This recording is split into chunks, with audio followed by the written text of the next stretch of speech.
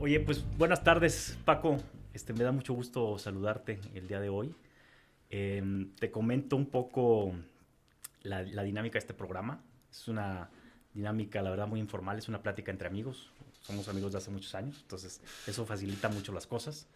Este es un ejercicio que estoy haciendo de platicar con personas que tengan experiencia, no nada más en energía, sino es en términos generales. Es como platicar de su semblanza, o sea, platicar de su vida, pues, su trayectoria profesional, y gente que tiene mucho que aportar y que decir, digamos, por sus conocimientos, por su experiencia, por su trayectoria en términos generales. Entonces, esa es la idea de este programa. Obviamente, tú eres un experto en energía, nos conocemos hace muchos años, va a ser muy padre porque además estamos viviendo momentos interesantes en la vida de política de México y de energía en particular.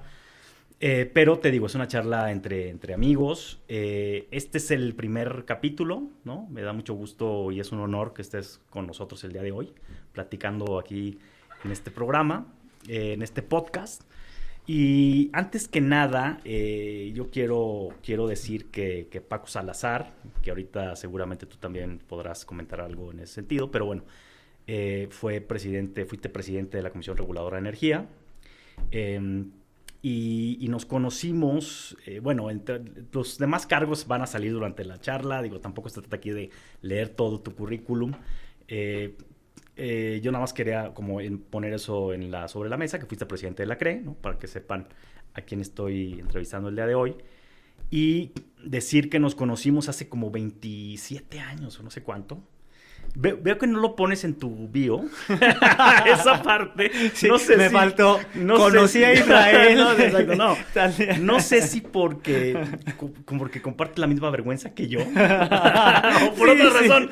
Pero dentro de tu bio no pusiste que fuiste diputado.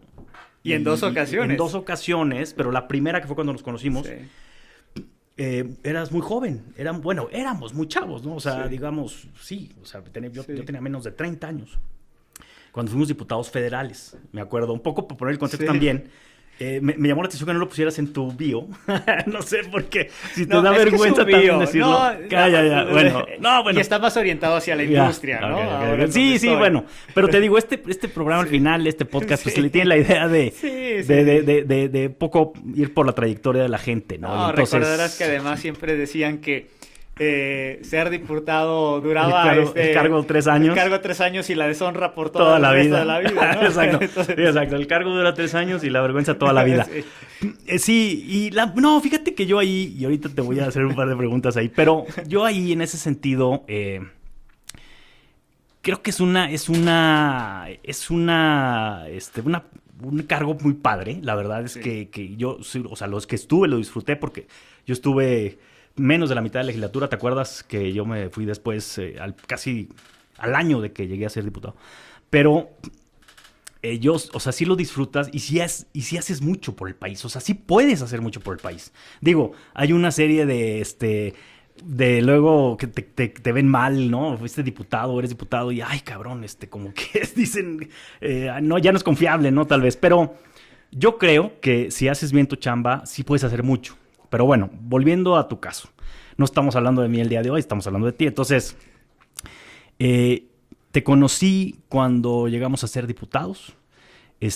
¿Cómo llegaste a ser diputado? Fíjate, es bien interesante porque... Eres de San Luis, ¿no? Venías de San Luis, ¿no? Sí, yo fui diputado por San Luis, electo en un distrito que por primera vez ganó el PAN. Yo era el candidato del PAN. Pero es interesante porque yo no estaba metido en la vida política. Ya. Yo estaba metido más en los negocios. Mi familia tenía un negocio de importación de especialidades químicas y en realidad yo estaba concentrado en eso. Pero mi papá sí era político y es político. Él tiene una carrera política de mucho tiempo. Bueno, fue secretario de Estado, ¿no? Fue secretario de Estado, en aquel entonces era senador. Era senador. Sí, era el primer senador del PAN. Por San Luis. Potosí. Y se llama como tú, ¿cómo se? Sí, ¿no? Sí, él se llama igual Francisco Javier Salazar, pero él es Sáenz y yo soy Díez de Sollán. Díez de Sollán, ok, sí. Y pues él decidió, estamos hablando de 1996-97. En 1996 él decide postularse como precandidato a la gubernatura por el PAN. En el 97. En el 97, sí. Cuando llegaste a la Diputación. Sí. Y esto explica por qué llegó ahí. Y bueno, resulta que en la elección interna pierde frente a Marcelo Santos, que fue posteriormente el gobernador, ¿no? Sí. Pero fue una elección bastante competida, una elección en la que el resultado final fue algo así como 50.5 a 49.5. Wow. O sea, fue alrededor de un punto porcentual lo que definió quién era el candidato.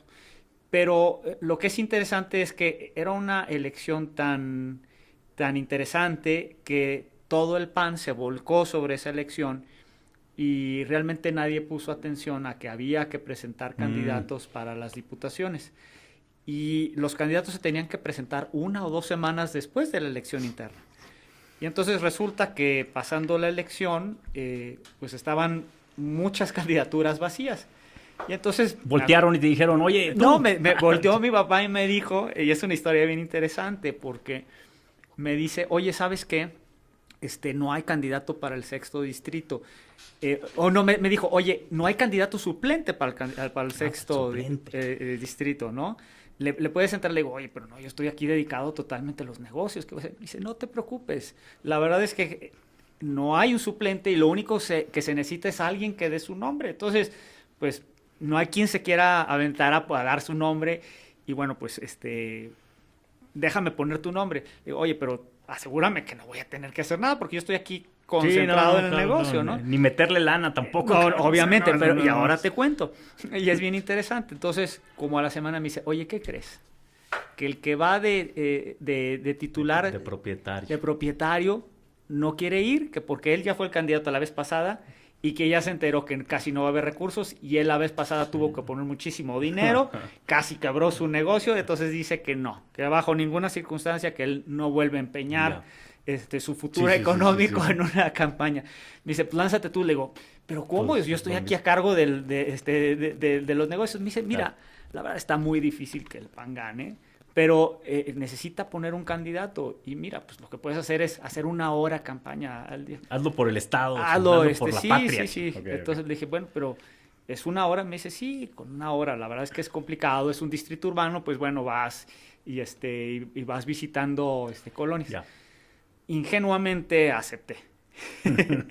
Cuando ya era la campaña me di cuenta que la realidad era radicalmente distinta. Son 8 horas de trabajo, pues o más, obviamente. No, es como una lo que hacía yo era llegar a la oficina a las 6 de la mañana, de 6 a 10 veía pendientes, me salía a hacer campaña de 10 a 2, 2 y media, llegaba a comer a mi casa, me iba en la tarde otra vez a hacer campaña un rato y me regresaba a la oficina a cerrar cosas. Entonces fue una locura, pero afortunadamente... ¿Y ganaste? Sí. Por mayoría. Fuiste sí, fui electo por mayoría de votos. En aquel entonces, bueno, el PAN logró un muy buen resultado, no se ganó la gubernatura del estado, pero se ganó la alcaldía y se ganaron los 2 distritos, entonces, y por primera vez se ganó este distrito. Entonces, por azares del destino, por esta razón, yo empecé en la vida política. Pero justo eso, incluso cuando llegué a la Cámara, orientó mucho de lo que yo quería hacer. Tú te acordarás, sí. Pues mis comisiones eran comisiones políticas. Pero ya estabas en la de energía, ¿no? Justo me metí en la de energía, porque el tema energético siempre me había llamado la atención. Por formación yo soy ingeniero químico. A mí siempre me llamó la atención la industria petroquímica. Yo trabajaba en la industria química. El negocio de mi familia era un negocio de especialidades químicas. Entonces, entendía muy bien esa industria y por lo mismo yo dije, bueno, pues si vengo aquí a la Cámara, algo que tengo que hacer es pues trabajar en los temas que yo conozco. Claro. Y dijo, pues el tema yo conozco y la industria química, la industria petroquímica de alguna manera, entonces pues creo que ahí puedo aportar. Y me metí a otros 2 temas que eran interesantes. Luego a ti y a mí nos metieron en la comisión de juventud. Juventud, éramos jóvenes. Me acuerdo que eras chavo y te metían a huevo en esa comisión. Sí. Que por cierto presidía el Niño Verde, ¿no? No. Era? No era una del PRI, ¿no? Una del Verde. Era esta Clara, claro. Gloria Lavara. Gloria Lavara Mejía. Era la presidenta. Era la presidenta. Pero el Niño Verde estaba por ahí ya, ¿no? Estaba ahí, pero creo que no estaba en esa comisión. No recuerdo. El Niño Verde. En ese entonces sí era el Niño Verde. Era el Niño Verde. En ese sí era el Niño Verde. En aquellos entonces, cuando el Verde era oposición. Cuando era real oposición. Pero fíjate, bien interesante. Entonces, pues me metí. A la de juventud nos metieron a ti y a mí a la fuerza. A huevo. Simplemente porque teníamos menos de 30 años y entonces nos tenían que meter a fuerzas. No me gustaba, la verdad, estar ahí, pero bueno. ¿Sabes que no había mucho que hacer en realidad, ya sabes? Y además, la verdad es que tanto tú como yo ya éramos profesionistas y no nos sentíamos realmente identificados con los temas que se discutían, ¿no? Pero bueno, y las otras dos comisiones en las que me metí fueron la de asuntos hidráulicos, porque bueno, pues al final del día siempre hay un tema pues de ingeniería, ¿no? Claro, y claro. Todos los temas. Agua, claro, además, fíjate, esa era la otra industria en la que yo participaba. Yo en mi negocio privado vendía productos para el tratamiento de aguas. Entonces entendía perfectamente cuáles eran los problemas del agua en su tratamiento. Entonces, pues era otro tema que conocía. Y el otro tema que me interesaba mucho era el de medio ambiente. Entonces fueron las comisiones a las que me metí, comisiones muy, muy, muy técnicas, ¿no? ¿Y duraste los 3 años? No exactamente porque justo se dio la oportunidad y eso es lo que definió. Te fuiste a estudiar, ¿no? Sí. Me fui a estudiar, ¿no? Me fui a Londres. Yo, terminando la carrera, siempre había querido hacer mi maestría. Pero la verdad es que, como, insisto, mi papá estaba muy metido en la política, pues no tenía tiempo. Me tenía que dedicar al negocio familiar. No tenía tiempo. Pero entonces, justo hacia finales del 2000, mi hermano regresó también de estudiar. Entonces, él se quedó a cargo. Yo ya estaba más metido en la Diputación. Y entonces aproveché para hacer mi solicitud de admisión para estudiar mi maestría. En la London School, ¿no? Y me fui a la London School. Yo también apliqué para la London School, fíjate. No te conté eso. Y sí, apliqué cuando estaba en la Secretaría de Energía, porque luego ¿te acuerdas que yo luego estuve pero tú después, ¿verdad? Yo después. Claro. En el 2005, yo entré a trabajar a la Secretaría de Energía y dije, bueno, pues ya el sexenio terminaba en 2006 y dije, pues me quiero ir a estudiar, igual que tú, dije, pues me voy a estudiar una maestría, ¿no? Y apliqué, me aceptaron, tengo ahí mi cartita. Y luego, cuando ya me iba a ir, me acuerdo, me hice Canales, que por cierto, ahorita vamos a esa parte, porque Canales también, Fernando Canales fue una parte importante en tu secretario de Energía y una parte importante en tu nombramiento como comisionado presidente de la CRE. Bueno, entonces en esa época que yo era el abogado de la Secretaría de Energía, me dice Canales, oye, les falta un abogado en la CRE. En la CRE. Entonces me dice, ¿no te gustaría? Yo, la verdad es que yo, como estuve 2 años, había tenido contacto con la CRE y pues bien padre, la verdad es que bien padre todo lo que hacían ahí. Me acuerdo que era Nicho, Nicho Pérez Jacome. El expresidente, antes que tú, era Nicho Pérez Jacome. Y entonces dije, puta, ida a Londres, a la London School, o la CRE, ¿no? Que era además, pues era un honor que el presidente te nombrara para una posición, ¿estás de acuerdo? Digo, pues un nombramiento presidencial, pues siempre es como un honor. Bueno, o era. No sé. Bueno, el caso es que dije así, lo que pensé, dije, voy a pedir una prórroga. Y me acuerdo que pedí una prórroga. Y me la dieron, me dijeron, sí, entonces me mandaron una cartita igual, nomás que para ingresar el siguiente año. Y no, ya me quedé 6 años en la CRE. Bueno, que tú ya estabas ahí. Pero bueno, volviendo al tema. Entonces, te vas a estudiar a Londres. Sí, me voy a estudiar. Padrísimo, fíjate, ¿no? Padrísimo. Sí, yo siempre me quedé con esas increíble. Y además muy interesante porque originalmente cuando yo salí de la carrera quería estudiar una maestría en administración. Todo el mundo quería hacer un MBA. Pero la maestría que yo hice no fue una economía, ¿no? Fue en economía. Y la razón por la que decidí hacer la maestría en economía es porque, como te comenté, pues yo estaba en las comisiones de energía. En aquel entonces se llamaba de energéticos, la comisión de energéticos, no era la comisión de energía. Estaba ahí en la de asuntos hidráulicos y en la de medio ambiente, pero me involucré mucho. Ya llegó la primera discusión de la reforma. En aquel entonces era la reforma eléctrica que propuso Zedillo y me involucré muchísimo en esa discusión y me gustaban mucho los temas económicos. Entonces, dado que mi hermano ya estaba a cargo del negocio familiar, dije, bueno, pues voy a estudiar algo que realmente me guste a mí y me gustaba mucho la economía. Entonces, mi solicitud de admisión fue para una maestría, que era una maestría en economía, era interesante, con una especialidad en el segundo año en el que tú podías escoger o te enfocabas en mercados globales o en finanzas públicas. Originalmente, cuando yo hice la solicitud de admisión, dije, pues me voy a enfocar en el tema de mercados globales. Podías cambiar. Padrísimo. Y el segundo año justo lo que hice fue cambiar, porque además los temas hacendarios me llamaban mucho la atención. Y de hecho, en mi maestría, toda mi especialidad la hice en impuestos. Yo quería regresar a Hacienda, yo no quería regresar al tema energético. Bueno, y es que ya recuerdo, hay otra cosa interesante que también me hizo orientarme mucho por el tema de los impuestos y que tenía que ver con energía. Con Gabriel Cuadri, fíjate, bien interesante. Gabriel Cuadri en aquel entonces era el director del CESPED. El CESPED es el centro de estudios económicos del CCE, ¿no? No, pero de estudios sustentables. Era el que veía los temas ambientales. Entonces, con Gabriel hicimos un libro en conjunto con la Comisión de Medio Ambiente que tenía que ver con impuestos ambientales. Entonces decíamos era un libro que se llamaba Retos y Oportunidades por una reforma fiscal ambiental en México. Okay. Y era un ejercicio muy interesante en el que analizamos posibilidades para cobrar distintos tipos de impuestos. Carbono, pero no solamente a nivel federal, esos entonces, pero había impuestos a las emisiones, impuestos en el agua, el impuesto predial. Hablábamos en aquel entonces que era un impuesto que podía tener una función ambiental, una función ecológica. Hablábamos de todos estos cargos, por ejemplo, por la recolección de basura separada. Fue un ejercicio muy interesante, trabajamos muy de cerca con la OCDE, porque además ellos nos asesoraron mucho. Y entonces, bueno, ahí el tema de los impuestos también me gustó. Y entonces cuando hice la maestría, me especialicé, dije el segundo año, dije, no, lo que quiero es como que ver los temas fiscales. Y mi tesis incluso es un tema sobre optimización fiscal. Y mi hipótesis era una hipótesis bien interesante porque iba en contracorriente un poco de lo que se estaba discutiendo en el país. En aquel entonces ya Fox era presidente y se hablaba de la homologación del IVA. Y yo decía, bueno, es que toda la teoría económica de lo que habla es que la eficiencia de los impuestos está en función de la elasticidad de la demanda de los productos. Claro. Entonces, no necesariamente tienes que homologar, sino tienes que buscar lo más eficiente es carga impuestos más pesados sobre los bienes inelásticos y sobre los elásticos carga poquito. Y era justo lo contrario que se estaba haciendo aquí, porque el Congreso, que no fue Hacienda se opuso, pero en el 2001 se discutió una ley de impuestos suntuarios. Impuestos suntuarios. Obviamente fue un fracaso, se cayó porque obviamente lo que te dice la teoría económica y era justo lo que yo estaba diciendo, simplemente repitiendo lo que ya había, esto está muy estudiado, ¿no?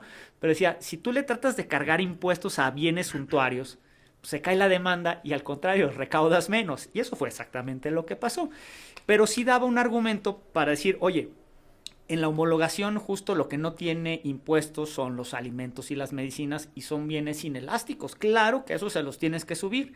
Y en todo caso la discusión era cómo compensas a las familias de escasos recursos. Entonces lo importante es sí carga impuestos ahí y compensa a las familias pobres. Claro. Porque si no además, y era otro fenómeno que se discutía, tienes un fenómeno regresivo, porque a quienes termina subsidiando más es a la gente rica que sí puede pagar esos impuestos. Bueno, que es regresivo también, ¿no? Claro, son totalmente regresivos. O sea, que no cobres tú impuestos a las medicinas y a los alimentos a quien beneficies a la gente rica, no a la gente pobre. A la gente pobre tú la puedes ayudar con subsidios directos. Y entonces era discusión. Entonces, fíjate qué interesante. Entonces, yo quería regresar. Cuando terminé la maestría, yo quería trabajar en Hacienda.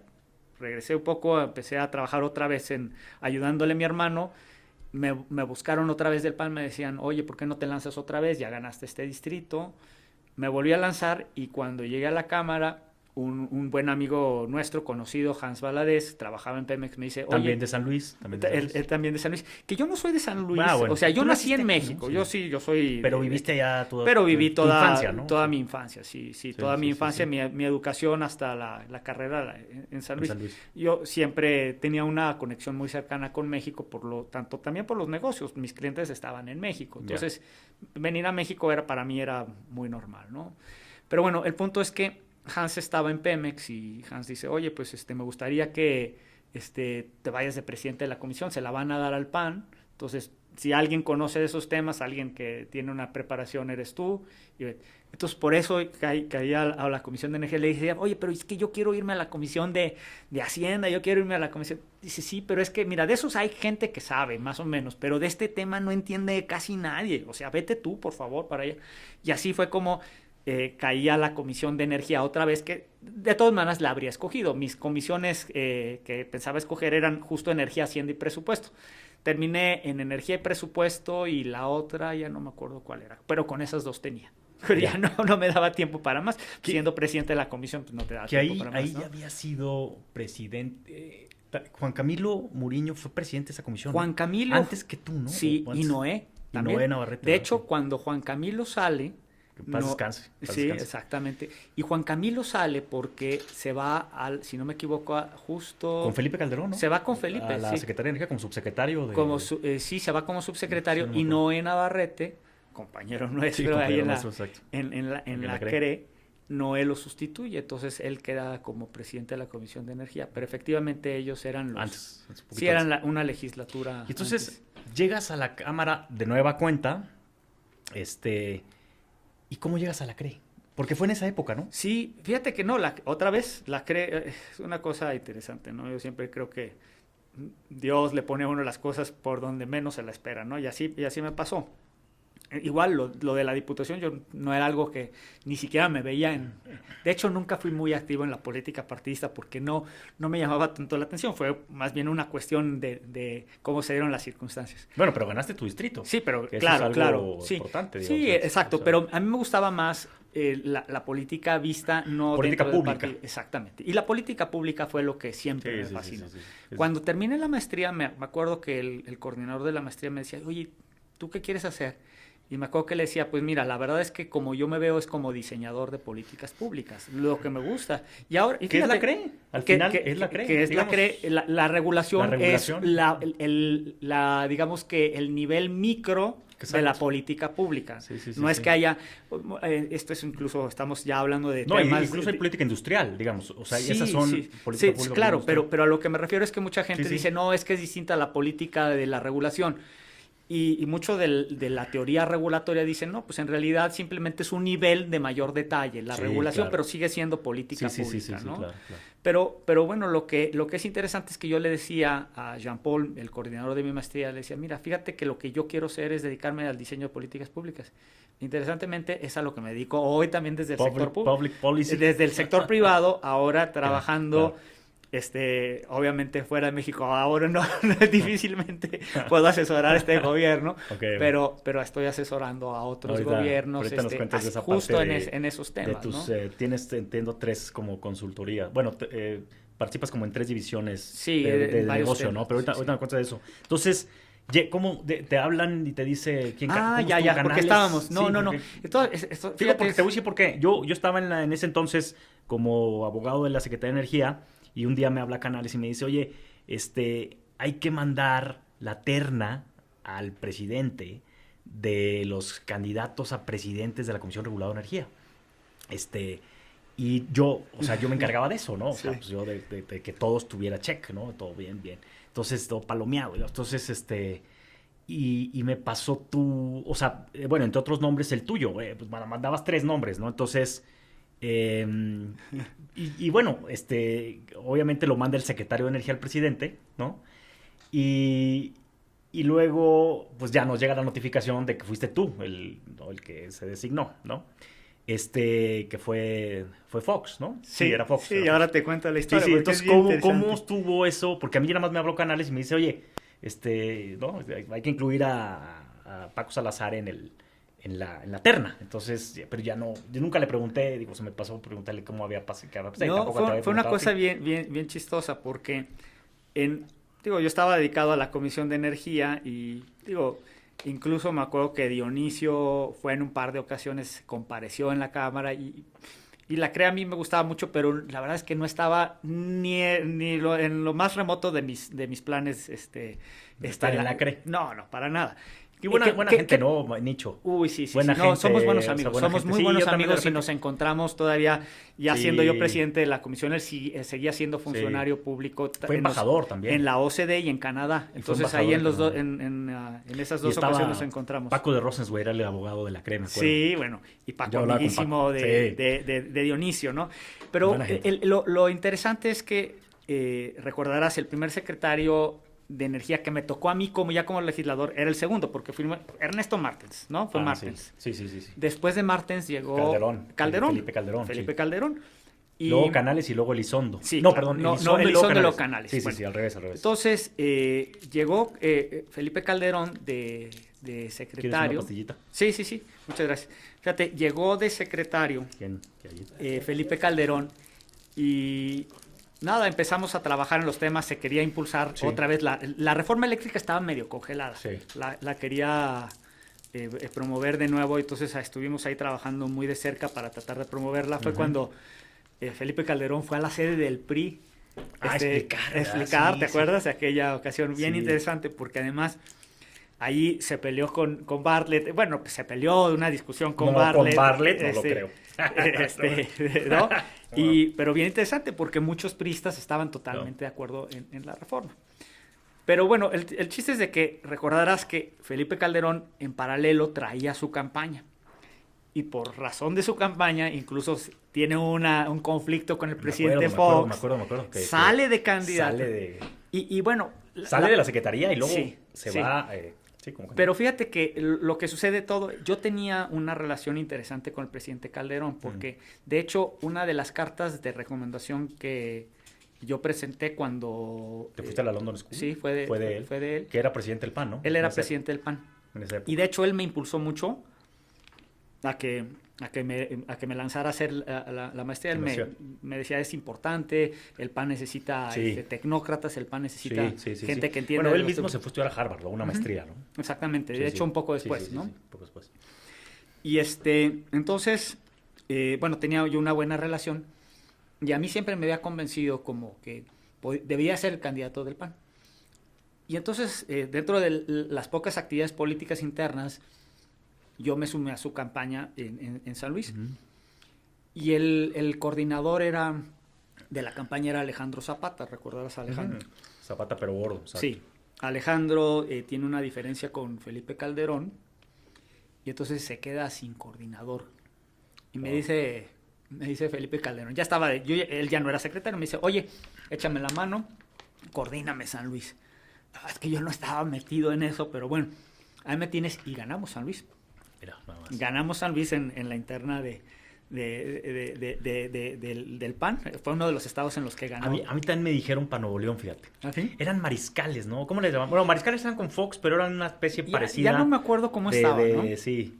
Pero bueno, entonces, de hecho, por eso fui a dar en esos lugares. Pero fíjate que en paralelo pasó una cosa bien interesante.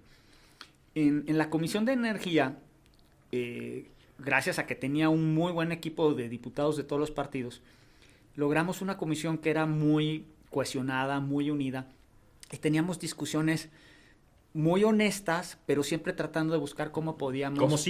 Cómo sacar las cosas adelante. Y no nos importaban los prejuicios que había de afuera, ¿no? Para nosotros era, a ver, mira, yo creo lo que me interesa, y siempre lo hacíamos con algo que yo estoy convencido que es lo que falta en el país, ¿no? O sea, a ver, quiero entender qué es lo que te preocupa a ti. Porque si yo entiendo lo que te preocupa a ti, creo que podemos encontrar una solución. Quiero que tú entiendas lo que me preocupa a mí. Claro. Entonces, ¿cuál es el punto en común, digamos? Exactamente. ¿Y qué es lo que te preocupa? ¿Cómo podemos resolver lo que te preocupa? O si realmente ya está resuelto, analicémoslo. Y sacamos... Eso es política, política pura y dura. Pero o sea, al final, desafortunadamente... buena política. Pero es la que hace falta en el país. Sí, y mira, la verdad es que decíamos, los diputados del PRI, del PRD y del PAN, que estábamos... Que en ese entonces el PAN y el PRD pues era totalmente agua y aceite. Sin embargo... Sí. Hablábamos nosotros que había los diputados del PRI, los diputados del PAN, los diputados del PRD y los diputados de la Comisión de Energía. O sea, nosotros otra onda. Trabajábamos juntos. Y sacamos en aquel entonces, promovimos, el primer año que yo llegué, se cayó una reforma fiscal a Pemex que estaba promoviendo Fox. Y era una reforma muy buena. Y en el fondo, los diputados del PRD estaban, los que entendían del tema, estaban de acuerdo. Pero políticamente era muy difícil procesarla. Entonces, ¿qué es lo que hicimos? Nos juntamos todos y dijimos, a ver, vamos a hacer nuestra propia reforma. Creemos que esto es algo importante. A Pemex era necesario cambiarle el esquema fiscal. Ya llevaba un esquema desde Salinas que la verdad no permitía reconocer las distintas rentabilidades. Era un esquema que distorsionaba todas las decisiones de inversión dentro de Pemex. Y construimos una reforma trabajando muy de la mano de Pemex, entre todos. Y esa iniciativa fue votada por unanimidad en la Cámara de Diputados, por unanimidad. O sea, de todos los partidos. Hubo solamente en aquella ocasión un voto en abstención, pero fue un voto en abstención porque te acuerdas que ya estaban el voto con el dedo. Entonces, tenías que poner tu huella y si no sostenías el botón durante... abstención. Se cambiaba amarillo. Ya. Okay. Entonces, tú tenías que... Entonces, alguien que llegó ahí de último lugar, la había puesto en verde, se le cambia amarillo, pero fue... Mira, Pablo Gómez, por ejemplo. Pablo Gómez votó a favor de esta reforma. O sea, el PRI en su totalidad. Bueno. Teníamos todos los votos. Ya. Y desafortunadamente llegó al Senado. Y ahí sabes con quién se te topó. Con Bartlett. Con Bartlett. Okay. Y Bartlett hizo un argumento que era, la verdad, muy tonto. Era un argumento diciendo que esa reforma que beneficiaba a Pemex era una reforma privatizadora.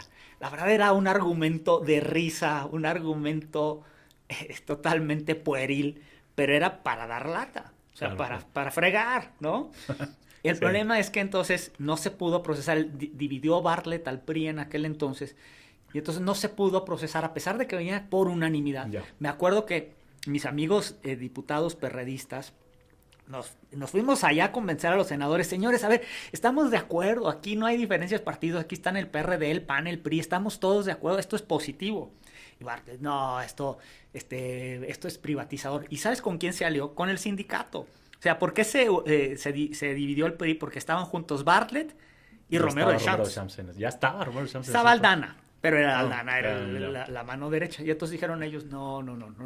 Total de que por necedad de ellos, no se pudo aprobar el régimen fiscal. En aquel entonces era finales con el paquete presupuestal. Estamos hablando que eso era finales de 2002. Entonces nosotros estábamos convencidos que era importante hacer y nos la pasamos cabildeando, te digo, todos, cada quien en su partido para que saliera en el periodo de febrero-marzo.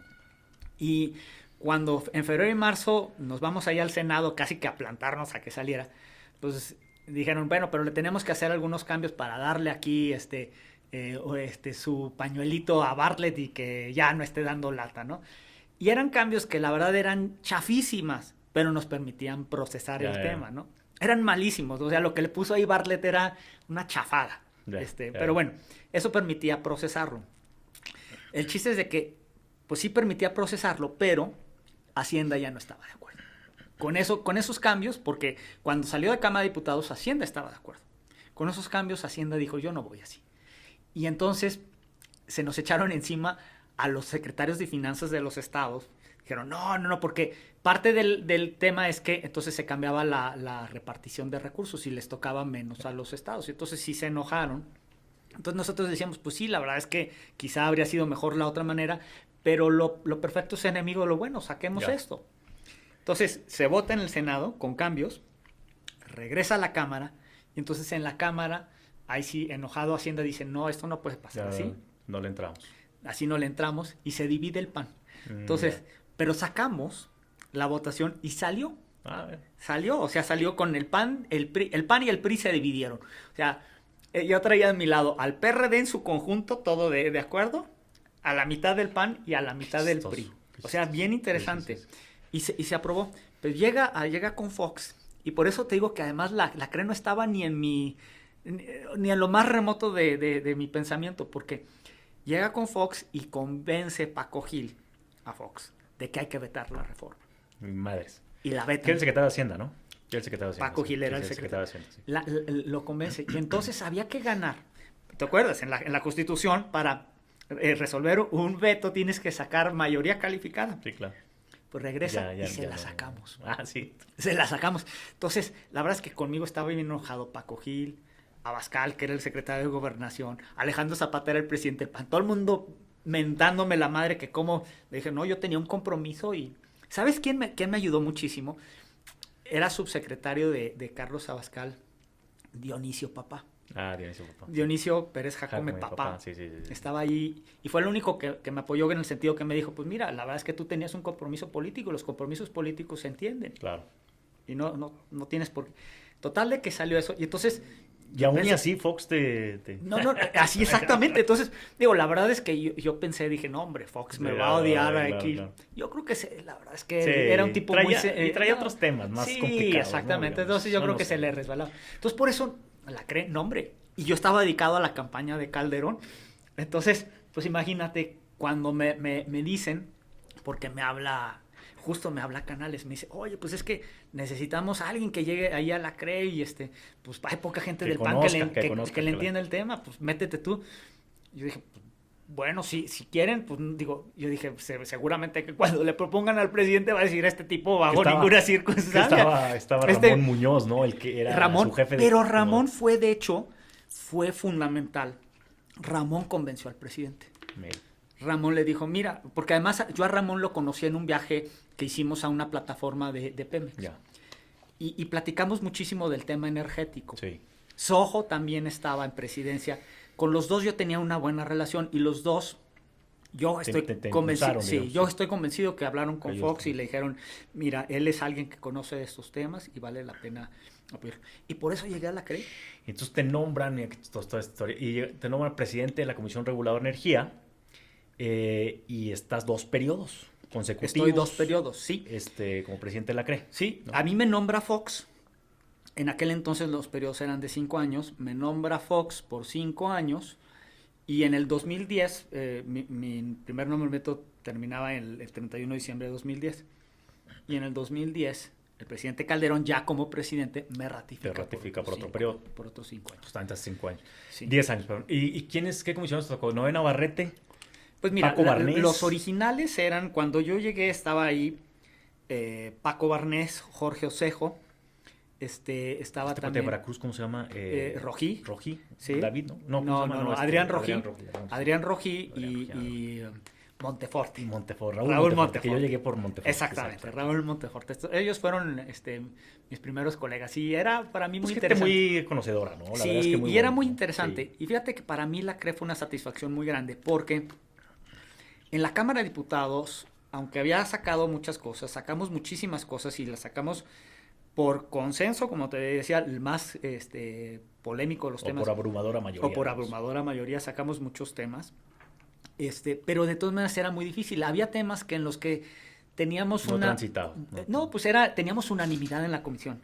Yeah. Pero cada quien llegaba con sus coordinados y le decía, ¿sabes qué? No, ahorita hay campañas y estamos peleados con el PRI o estamos peleados con el PRD o en el PRD si no estamos peleados con el PAN o estamos peleados con el PRI.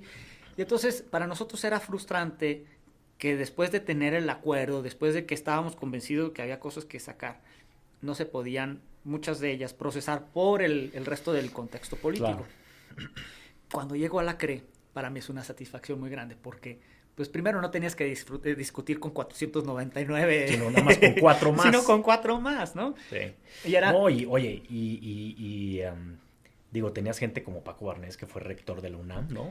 Paco, además, yo lo conocía como subsecretario. Como subsecretario de y además Paco era mi ídolo, Sí. Y Paco siempre fue... Me acuerdo que luego lo molestábamos un poco y le mencionábamos al Mosh, ¿te acuerdas? Y ahí como que no...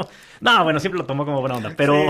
Sí, de que... Oye, pero fíjate, justo ese tema, yo a Paco lo tenía en una imagen muy grande, justo por el problema cuando que hubo con la UNAM, justo con Cedillo, ¿no? Sí, con Cedillo. Y para mí Paco era un tipo de pantalones que defendió un tema que para mí el día de hoy sigue siendo válido. O sea, yo creo que estamos hablando de estos temas que son regresivos. O sea, yo sí creo que no es posible que alguien que llegue en un Mercedes o en BMW a la UNAM le cobren lo mismo a alguien que viene de Oaxaca, de la Sierra Perdida. A mí me parece injusto. Yo creo que tiene que pagar cada quien de acuerdo a sus posibilidades Claro, económicas. claro, ¿no? claro, claro. Y eso, bueno, eso fue lo que le costó la rectoría. Claro. Y la toma de la UNAM y bueno, y todo lo que ya Todo conocemos eso. que fue Desafortunadamente desafortunado, esos sí, temas que son un poco sí. tabú, temas tabú. Sí, son temas tabú, sí, son temas tabú. Y que si los ves objetivamente y desapasionadamente, pues no tienen ningún sentido, ¿no? Totalmente, totalmente. No, creo que tenías un muy buen equipo de comisionados, digamos. Muy bueno, muy bueno. Gente muy conocedora. Y luego te toca la ratificación y ya hay cambio de comisionados. Sí, hay cambio. Entra Noé Bueno, Navarrete, de hecho, ¿no? el primero que sale es Jorge Osejo. Sí. Jorge no terminó su periodo. Ah, sí, se fue a A Pemex, creo, ¿no? A la No, coordinación. él venía de Pemex. Ah. No, se va a la Internacional Demócrata Cristiana, Ok. o algo así de Ya. esto. Y quien llega en su lugar, A ver, déjame ver, Rubén Flores. Rubén Flores. No, Rubén sustituyó a Adrián Rojí. Ya. Llega Noé. Noé Navarrete. Llega Noé, Que había estado efectivamente. también Noé en la llega en Comisión de lugar Energía de Jorge Osejo. Y que había trabajado en la CENER también. Exactamente, de en hecho. la parte eléctrica. Ahí fue como que Exactamente. hubo de repente también una buena... Entonces sí, quien sustituye a Jorge es Noé. Y después pues llegan tanto tú como Rubén. Rubén que sustituye a Adrián y tú que sustituyes a... Oye, y a Rubén, Monteforte. pues fue director del CENACE, del Centro Nacional de Control de Energía, ¿no? Totalmente. Con una experiencia O sea, también de muchos poca años, gente ¿no? conoce Poca gente tanto el conoce sistema tan bien como él, ¿no? Como él, ¿no? Sí, Sí. creo que es uno de los también grandes expertos en el tema eléctrico. A ver si también lo invito un día de estos. Bueno, a todos ellos me encantaría platicar también con Y te con va a todos contar ellos. unas anécdotas. ¿Te acuerdas las que nos contaba muchas Que vivía veces? atrás del CENACE. Del CENACE, bueno, no, vive y y todavía se ahí. cruzaba por una puerta. Tenía una que puerta, o sea, su casa justo estaba ahí. Del Centro Nacional de Control de Energía. Sí, exactamente. Oye, Paco, y a ver, dime, ¿y de qué, por ejemplo, si pudieras determinar o definir como que de qué te enorgullece más o qué te gustó más durante tu paso por la CRE, estos dos periodos, o alguna regulación que tú digas, mira, esta regulación creo que, puta, sí estuvo... O sea, algo que tú digas, Pues de mira, algo de muchas resaltar, cosas. digamos, pero... Mira, muchas cosas, pero yo creo que se logró posicionar a la CRE a nivel internacional como uno de los mejores reguladores que había en el mundo. Sí. Sin duda alguna. Teníamos un equipo de maravilla. O sea, tú te El acuerdas... equipo del personal, digamos, los la funcionarios de la CRE sí eran Y muy una de buenos. las cosas que yo siempre creí es que cuando llegué, Dionisio me dijo, tienes gente muy buena. Yo Muy te recomiendo. preparada. Y justo eso es lo que hice. Yo dejé a la gente que estaba ahí, crecieron y se convirtió en cada vez una institución que tenía mucho más experiencia, conocimiento de los temas. Varios de ellos son ahora mis socios. Y la verdad es que yo estoy convencido que era uno de los mejores reguladores. Y eso se veía. Y creo que es de las cosas que yo estoy más satisfecho porque justo eso fue lo que permitió que yo fuera el presidente de la comisión, de la asociación de la reguladores. RIAE, ¿no? De la Sí, Asociación de Reguladores sí, de Iberoamérica. Iberoamericanos, sí. Eso me permitió también ser vicepresidente de los reguladores de América del Norte. No era por mí, era por lo que era la institución. Y la verdad es que estaba muy bien posicionada. En las asociaciones de reguladores, una de las actividades más comunes es el intercambio de información, intercambio de experiencia, porque tiene la grandísima ventaja de que es como una consultoría gratis y por gente que ha vivido el mismo tipo de experiencias. Entonces procurábamos mucho este tipo de intercambios, de encuentros, y la gente se daba cuenta de cómo la CRE tenía un personal sumamente calificado y tenía una institución. Era la verdad... Talent Acquisition, me acuerdo, era de veras muy bueno el talento que hay. Yo estoy convencido que era época... una de las mejores instituciones que tenía este país. Con mucho. Oye, ¿y de algo que no te haya gustado? Digamos, algo que tú digas, o que lo dejaste en el tintero, ya sabes, o algo que digas... Mira, se nos quedaron algunas cosas de la reforma. Una de las grandes satisfacciones es que también, y eso lo debo decir, cuando estuve en la CRE, y aquí hay una cosa bien interesante, fíjate, porque vuelve otra vez al tema político. Cuando es el cambio de administración y llega la administración de Peña Nieto, tengo una reunión con el secretario Pedro Joaquín. ¿Cuánto tiempo te tocó? Pues 2012-2015, 3 años. 3 años con la administración de Peña Nieto. Fíjate. Sí, 3 años. Pero había una buena relación con Pedro, ¿no? Digo, la creo verdad, que era... excelente, sí, sí. excelente. Es una persona él que me parece que es muy... yo lo estimo mucho, es una persona que admiro. Sí, pues... Mira, déjame decirte una cosa que me parece muy relevante y que tiene que ver con la política. Es de esas pocas personas que yo he conocido en la vida, que llega con la humildad de decir, pues yo no entiendo de esto, pero me dejo asesorar. Y no se convierte en alguien que quiere imponer su tema simplemente porque está en una posición de poder. ¿No? Sino era alguien que escuchaba y justo su capacidad de escuchar le hizo realmente entender y tomar decisiones sabias, porque él tenía gente técnica a todo su alrededor y a veces había decisiones o posiciones distintas y él con mucha sabiduría, justo porque no tenía ningún prejuicio, tomaba las mejores decisiones. Yo la verdad es que es una de las personas que más admiro. Tuve, fíjate, varios secretarios, con varios de ellos tuve una muy buena relación, pero con los dos secretarios que quizá tuve mejor relación fue con Pedro Joaquín, porque además Pedro Joaquín me invitó, y eso siempre se lo agradeceré, a construir la reforma. Y me ayudó en un papel fundamental.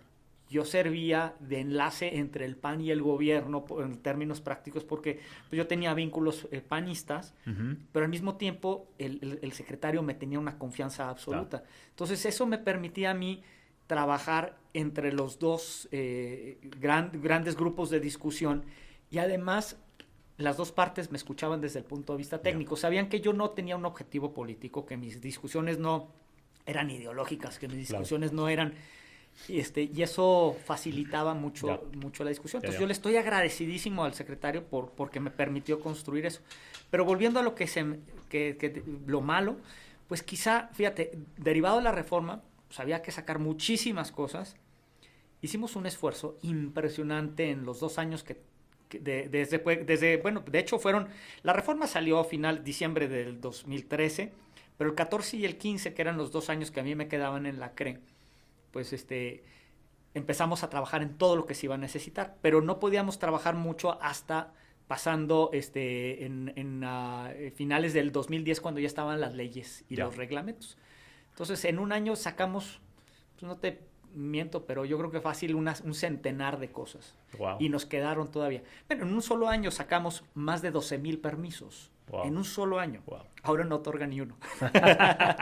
Oye, sí, bueno. Y oye, pero me acuerdo, no sé si tú lo dijiste o a alguien se lo escuché que decía que en su momento decía es que comunicacionalmente creo que la reforma no se vendió bien o no se comunicó bien más que venderla, más que no se comunicó bien.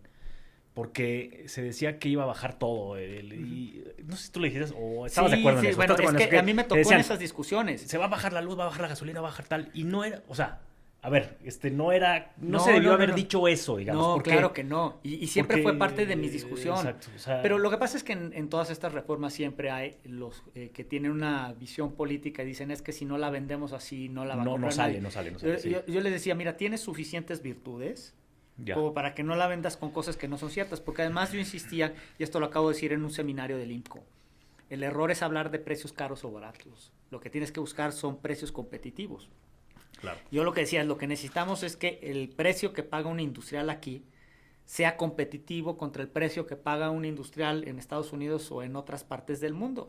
Si sube el gas como ahora está pasando, o sea, no debemos de preocuparnos que aquí suba, sino que la relación de competitividad se mantenga y que, o sea, yo siga manteniendo esa misma diferencia de competitividad frente a estos otros países en donde también les va a subir el precio del gas, en donde también les sube el precio del petróleo, en donde todos estos insumos que se aprecian a nivel internacional suben. Entonces, la clave estaba en hablar de precios competitivos, eficiencia e inversión. Esos eran los elementos importantes.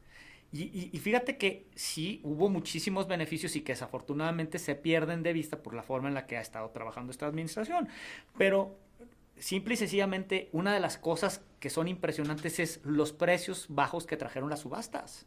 Sí, o sea, subastas. Precios impresionantes, récords, precios bajos récord en el mundo. En los 3 momentos en los que se hicieron la subasta, marcaron un récord en el mundo por lo bajo. Y eso Desafortunadamente no necesariamente se tradujo inmediatamente, porque además no todos pudieron entrar rápido, porque ganabas una subasta, pero tenías que hacer el proyecto. Claro. Entonces el efecto se iba a ver después. Y cuando se empezó a ver, esta administración ya decidió no bajar las tarifas. Sí, es impresionante cómo, por mencionar un dato que conozco bien, el tema de la energía solar, ¿no? En el 2013... instalar un megawatt de energía solar te costaba alrededor de $3.5 millones. Sí. Ahorita te cuesta $700,000. Sí. Los paneles solares han caído en su costo un 80% en los últimos 6 años. Es increíble, ¿no? Sí. Cómo, pero yo me acuerdo que incluso cuando decíamos 2,000 millones, ya bajaron muchísimo. Exacto. Bueno, en la primera subasta el precio promedio de la energía solar fue la más barata, $40. Sí. En la segunda, por cerrar números redondos, 40 en la segunda subasta, 30 y en la tercera subasta 20. Y acabo de ver una subasta, creo que en Dubái o algo así, que está en $13 el precio promedio de la energía solar. O sea, la tecnología solar es la más barata de generación. Y México forma parte del cinturón solar, que son los países con mayor irradiación solar en el mundo, ¿no?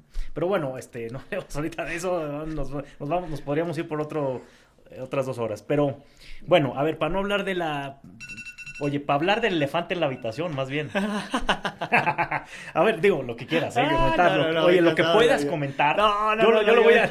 Le voy a poner tantito más al parquímetro, porque si no, me van a poner una multa aquí. Oye, mientras, para que pienses bien. No tengo para que pienses bien lo que vas a decir. Mira, la diferencia de ahora estar por mi cuenta. Sí, yo sé. Es que ya no tienes... Cuando eres funcionario público, te tienes que cuidar de lo que dices y cómo lo dices, ¿no? Sí, claro.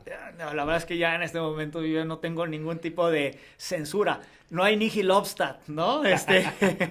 Nihil obstat para que digas lo que quieras, ¿no? Bueno, está bien. Lo único es, ¿cómo se llama? Pues bueno, sí, digo, es un tema, ¿cómo se llama?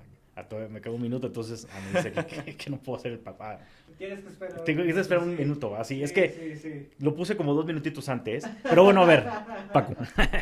¿Qué opinas de lo que está pasando en el tema eléctrico? Mira, yo creo que lo podemos enfocar más bien, porque ya se ha comentado mucho, digamos, y ya es como un tema que está por todos lados.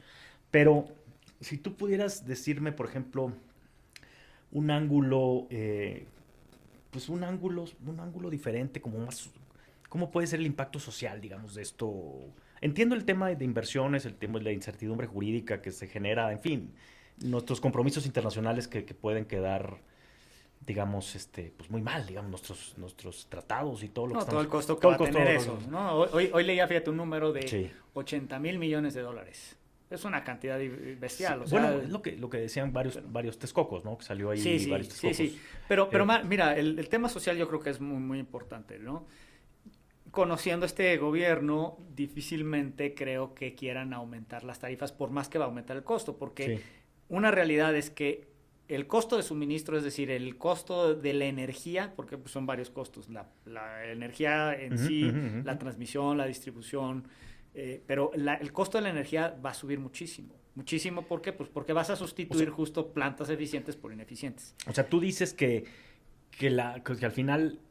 O sea, la gente va a pagar más por electricidad. No, es que allá voy, fíjate, allá voy. Conociendo este gobierno, ¿qué es lo que va a decir? No, yo no quiero que pague nadie más. Y van a mantener, porque en la ley las tarifas que fija Hacienda pueden ser distintas de las que determina la CRE. Entonces, la CRE en principio, si sube los costos, tendría que reflejarlo en las tarifas, ¿no? Pero... aunque suban en las tarifas de la CREP, Hacienda puede decir, pues yo digo que no, que se quedan iguales. Y yo creo que este gobierno lo que haría, justo para no llevarse el golpe político, es decir, yo no la subo. Pero eso tiene dos implicaciones muy fuertes. Pues una directísima subsidiar. Es que, sí, bueno, o sea, no te cuesta como consumidor, pero sí te cuesta como contribuyente.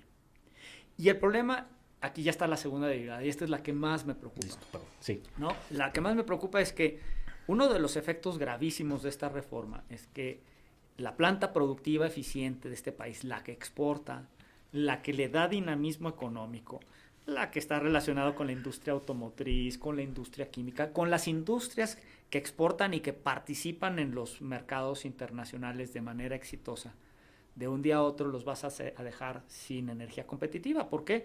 Porque ya no van a tener sus permisos de autoabastecimiento, ya no van a tener sus permisos de cogeneración, que eso es absurdo. La cogeneración solamente la puede hacer el que está generando ahí. y van a tener que pagar ahora tarifas de CFE, que a los industriales eso sí no les van a eso sí les van a subir el costo. Aunque no se lo subieran, haz de cuenta que dijeron, de todas maneras se va a subsidio, que ahí sí ya te vas a cantidades astronómicas de subsidio. Pero bueno, supongamos que dicen, se los vamos a mantener lo que están ahí. De todas maneras esas tarifas son caras para la industria. La industria no está comprándole fundamentalmente la competitiva, la que exporta no le compra a CFE. Compra con sus plantas de autoabastecimiento o a generadores privados. Entonces tú le vas a subir. Normalmente esos contratos, o como se hacían en el pasado, pero siguen, digamos que teniendo la misma lógica, es, pues yo te ofrezco, cuando llegaban el autoabastecimiento, los generadores privados, le digo, yo te ofrezco, mira, aquí la lógica es que aquí vas a comprar al precio de CFE menos 10, 15, 20%. Es más o menos el margen que se ahorraban. Imagínate tú que ese porcentaje se lo sumas inmediatamente al costo energético. Sí, pues mucha de nuestra industria va a quebrar. Claro. Va a quebrar. La industria automotriz se va a salir, se van a salir. ¿Y qué va a haber? O sea, por una parte, menos impuestos, porque si te suben los costos, pues tus utilidades bajan y le pagas menos al gobierno. Pero además, va a haber pérdida de empleos. Entonces, aunque no te suban la tarifa, ¿de qué te va a servir si vas a perder tu empleo? Claro. Y van a ser muchísimos obreros despedidos a causa de esto.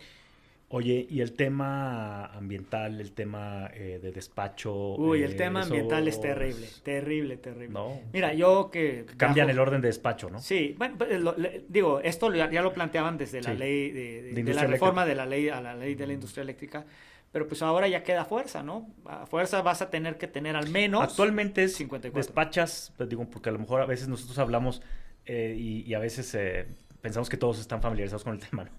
Despachas ahora lo más barato, digamos, sí. ¿no? Lo que tiene costos, sin meternos en otros temas, pero básicamente es eso, ¿no? Sí.